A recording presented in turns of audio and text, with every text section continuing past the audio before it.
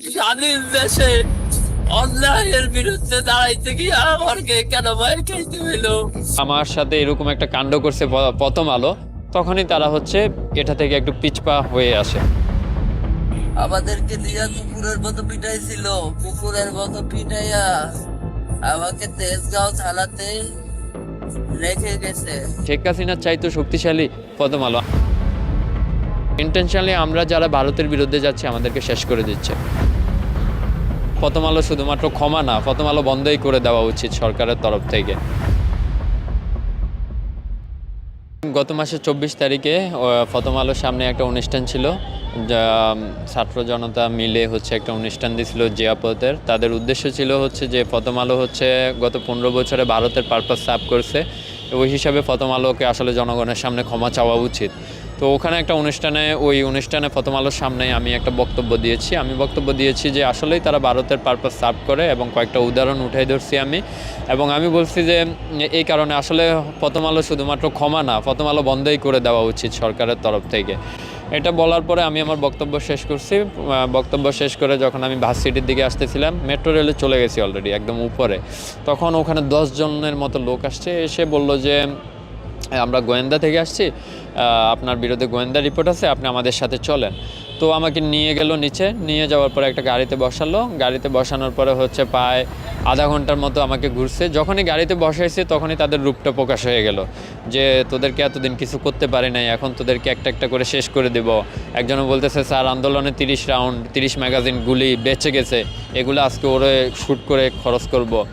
তো আধা ঘন্টার মতো এলাকাতে মানে শহরের বিভিন্ন এলাকাতে এলোমেলো ঘোরার পরে আবার কেউ একজন বলল যে না প্রথম আলোতে নিয়ে চলেন। এরপর আমাকে প্রথম আলোতে নিয়ে গেল। তো প্রথম আলোতে নেওয়ার পরে আমাকে হচ্ছে প্রথম আলোর পার্কিংয়ে নিয়ে গেল। আর পার্কিংটা যখনই আমাকে পার্কিংয়ে নিয়ে গেল, একদমই মানে অস্বাভাবিক একটা পার্কিং ছিল। মানে একটা বিল্ডিংয়ের পার্কিং এরকম হওয়ার কথাই না। যখনই আমি ঢুকলাম আমার মনে মনে হলো যে আজকে আমি শেষ, এটাই আয়নাঘর। মানে এরকম একটা মুড আমার ভিতরে কাজ করতেছিল।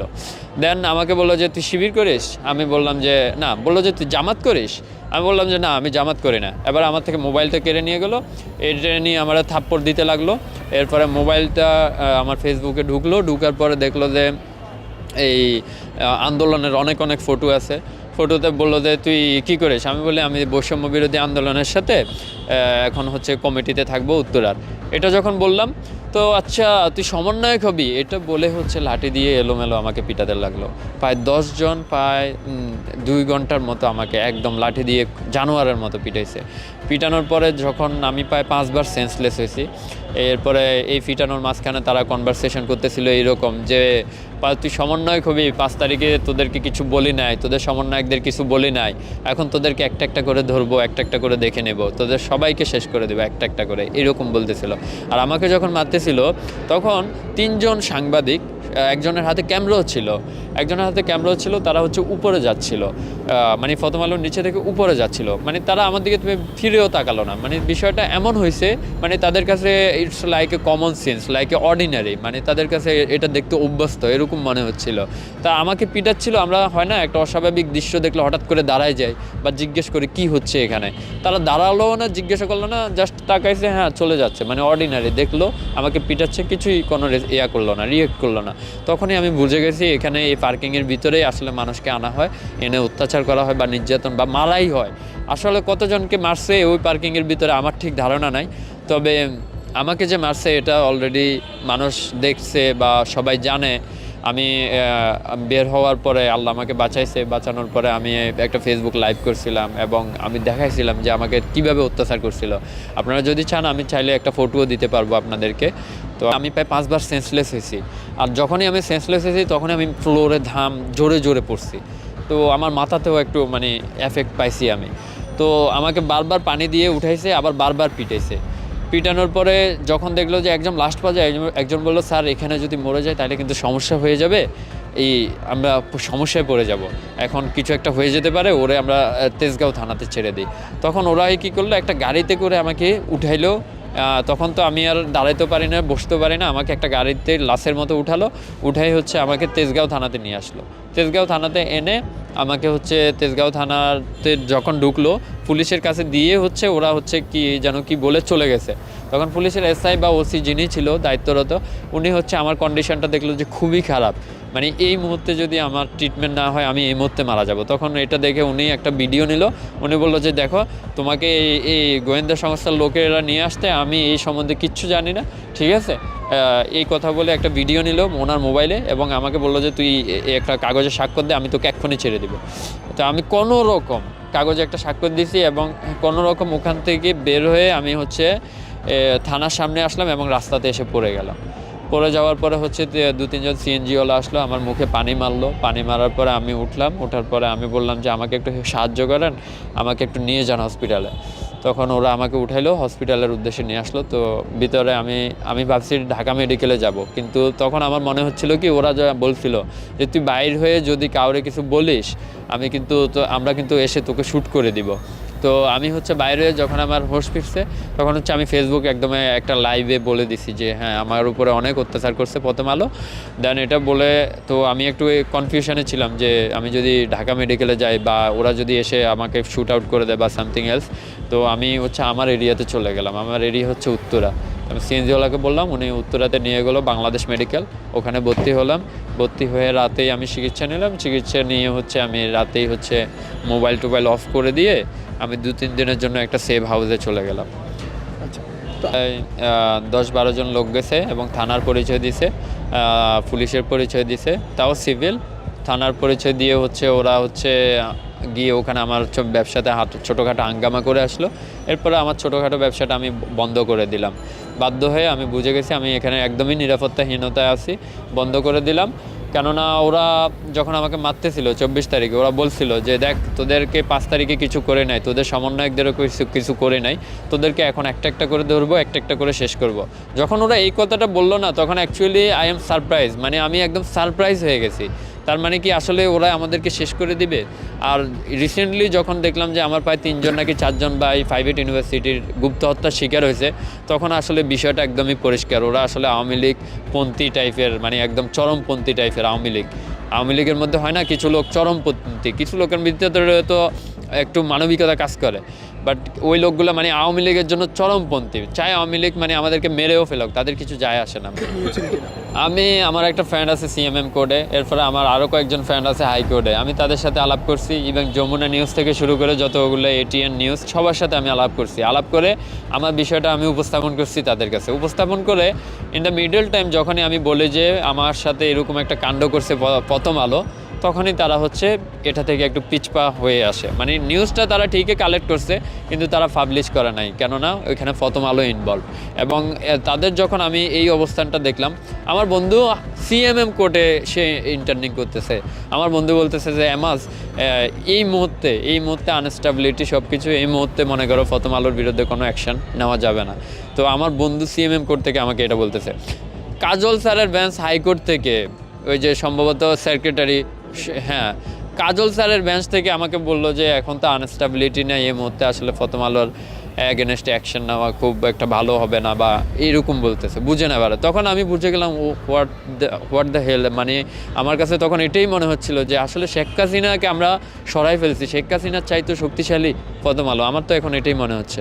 ইভেন আন্দোলনের সময় আমাকে উত্তরা থেকে সম্রাটের লোকেরা তুলে নিয়ে গেছিলো, আমাকে এবং আইবির আরও কিছু ছাত্রছাত্রীকে নিয়ে গিয়ে আমাকে বসুন্ধরা নিয়ে পিটাইছে।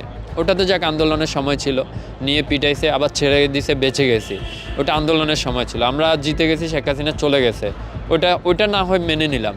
কিন্তু ভাই স্বাধীন দেশে এটা আমার রক্ত দিয়ে আসা দেশ, ঠিক আছে, আমার ভাইদের রক্ত দিয়ে আসা দেশ। প্রতিটা আন্দোলনের হাজার হাজার ফটো ভিডিও প্রতিটা আন্দোলনের আছে।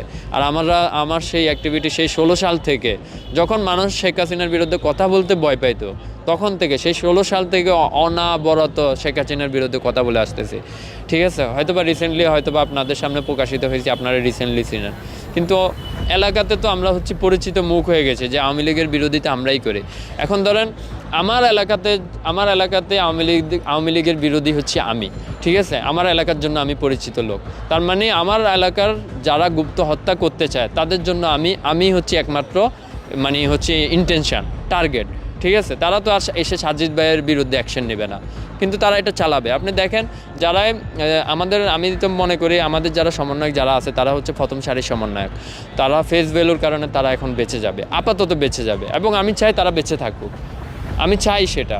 কিন্তু তাদের পিছনে আমরা যারা ছিলাম, সেকেন্ড সারির যারা আমরা ছিলাম, প্রায় 4 লাখ লোক আমরা ছিলাম ওই দিন গণভবন ঘেরাওতে, বঙ্গভবন ঘেরাওতে, সংসদে আমরা ছিলাম। এই 4 লাখ লোক বিভিন্ন জায়গায় পরিচিত, ধরেন আমি আমার এলাকাতে পরিচিত, সুতরাং আমার এলাকার আওয়ামী লীগ যে আছে তার এগেনস্টে টার্গেট হচ্ছে আমি, সুতরাং সেই এলাকা থেকে যদি গুপ্ত হত্যা চালাতে চায় আমাকেই শেষ করে দিবে। দেখেন ভিন্ন জায়গায় 3জন 4জন প্রাইভেট ইউনিভার্সিটির ভিন্ন জায়গায় ভিন্ন প্লেসে খুন হয়েছে, কিন্তু ইন্টেনশনটা দেখেন 4 জনের, আপনি ফেসবুক ঘুরে দেখেন, ফেসবুক প্রোফাইল দেখেন, দেখবেন যে একটা না একটা পোস্ট আছে রিসেন্টলি ভারতের বিরুদ্ধে। তো এটা তো বোঝাই যাচ্ছে ইন্টেনশনালি আমরা যারা ভারতের বিরুদ্ধে যাচ্ছি আমাদেরকে শেষ করে দিচ্ছে, ইভেন স্টিল নাও। আমার চাওয়াটা বাদ দিলাম, একজন যোদ্ধা হিসেবে আমি বলবো যে আমার উপরে অত্যাচার হয়েছে, আমি এটা চাই, সেটা আমি বলতে চাই না। আমি শুধু এই সরকারকে বা এই জনগণকে আমি মনে করাই দিতে চাই, দেখেন আমার একজন ভাই আইনজীবী চট্টগ্রামে খুন হয়েছে, ওনার নিউজটা প্রথম আলো কীভাবে করলো? হেড অফ দ্য লাইনটা দেখেন, সংঘর্ষের কারণে হচ্ছে আইনজীবী নিহত। আমরা বর্তমান জেনারেশন যারা আছি আমরা খবর পড়তে অভ্যস্ত, কিন্তু আমরা কি খবর পড়তে অভ্যস্ত? আমরা হচ্ছে খবরের হেডলাইন পড়তে অভ্যস্ত। আপনি দেখেন তাদের হেডলাইনটা দেখে কিভাবে বুঝার কোনো আছে, বুঝার কোনো আছে যে এখানে কি হয়েছিল। একটা হেডলাইন করলো, একটা গণমাধ্যম যদি মানুষকে হচ্ছে ইন্টেনশনালি যদি একটা মানুষকে অন্য রাস্তায় প্রবাহিত করার জন্য যদি এরকম একটা হেডলাইন করে যে সংঘর্ষের কারণে আইনজীবী নিহত, তাহলে তো মানুষ সেটা বুঝতে পারবে না। সুতরাং বেশি দূরে যাব না, আমার কথা বাদ দিলাম, আমাকে আন্দোলনের সময় সম্রাটের লোকেরা, আওয়ামী লীগের লোকেরা আমাকে নিয়ে পিটাইছে, আমি বিচার পাই নাই, আমি মামলাও করতে পারি নাই, আমি থানাতে গিয়ে ঘুরে আসছি, আমি মামলা করতে পারি নাই, বুঝেন এবারে। আমি উত্তরা থানাতে গেছি, আমাকে বলছে যে এটা আপনাকে পিটাইছে কোথায়? আমি বললাম যে আমাকে বসুন্ধরাতে নিয়ে গিয়ে পিটাইছে, বলতেছে যে প্লেস অফ ক্রাইম যেটাখানে হচ্ছে আপনাকে মারা হয়েছে ওইখানে গিয়ে আপনাকে পিটানো হয়েছে। আপনি বলেন ইজ ইট সেন্সিবল? এটা কোনোভাবে কি সেন্সিবল হতে পারে? আমাকে একজন লোক আমার এলাকা থেকে উঠাই নিয়ে আমাকে অন্য একটা এলাকাতে নিয়ে মারছে, এখন কি আমি ওই এলাকাতে গিয়ে ওই এলাকার জন্য আমি নিরাপদ? ওই এলাকাতে গিয়ে মামলা করা আমার দ্বারা পসিবল?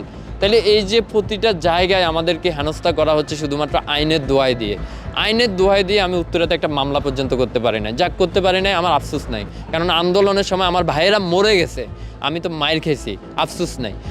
কিন্তু স্বাধীন দেশ রে ভাই, স্বাধীন দেশে অন্যায়ের বিরুদ্ধে কথা বলতে এসে যদি এরকম একটা মাইর খেতে হয় তাইলে তো হইলো না। আর অন্যায় প্রথম আলো যে অন্যায় করছে এটা বেশি আমাকে দিয়ে উদাহরণ দেওয়ার দরকার নাই। আমার ভাই আইনজীবী খুন হয়েছে, তার নিউজটা কিভাবে করতে পারলো? শুধুমাত্র মিসলিডিং করার কারণে আমি জনগণের সামনে জানতে চাই, মিসলিডিং করার কারণে একটা গণমাধ্যমের বিরুদ্ধে অ্যাকশন নেওয়া যায় কি না? হ্যাঁ অথবা না। একজন সেন্সিবল পারসন, আমি প্রায় 10টা দেশ ঘুরে আসছি বিদেশে, আমি জানি একটা গণমাধ্যম কখনো নিউজ হেডলাইন দিয়ে মিসলিডিং করতেই পারে না। যদি করেও বাই মিস্টেক করেও সেটা নিয়ে অন্ততপক্ষে একটা কমিশন গঠন হয়ে যাবে, সেটা নিয়ে একদম মানে পুরো আন্দোলন হয়ে যাবে, এটা সম্ভবই না। এটা নিয়ে অন্ততপক্ষে জবাব দিতে হবে, আর আমাকে মারার পরে পর্যন্ত তারা একটা জবাব পর্যন্ত দেয় নাই, বুঝেন এবারে। আমি এখন তো একদমই নিরাপত্তাহীনতা, আমি উত্তরাতে থাকি না, এখন বেশিরভাগ বিশ্ববিদ্যালয় এরিয়ার আশেপাশেই থাকি। আমি অন্ততপক্ষে এখানে থাকলে নিজেকে সেফ মনে করি, but I am not a safe for in Bangladesh, এটা তো বোঝাই যাচ্ছে।